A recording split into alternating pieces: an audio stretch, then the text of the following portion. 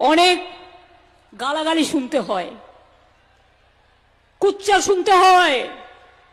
আমি ইফতার করতে গেলে, রমজানে গেলে আমার ছবি দিয়ে বলা হয় হিজাবি টিজাবি কি সব বলা হয়, কিন্তু আমি যখন গুরুদ্বারায় যাই তখনও তো মাথায় কাপড় দিতে হয়।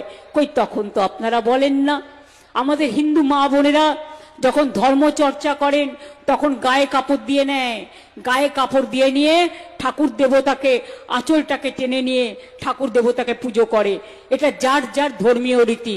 আর আমি যতদিন বাঁচব আমি সব ধর্মের পরম্পরা মানব, সব ধর্ম বর্ণ সম্প্রদায় সবাইকে সম্মান দেব।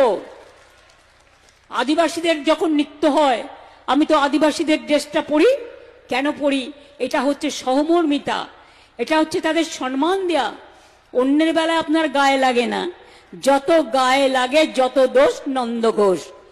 সংখ্যালঘুদের নামে দিয়ে দোষ, সাধু সেজেছেন বিজেপির।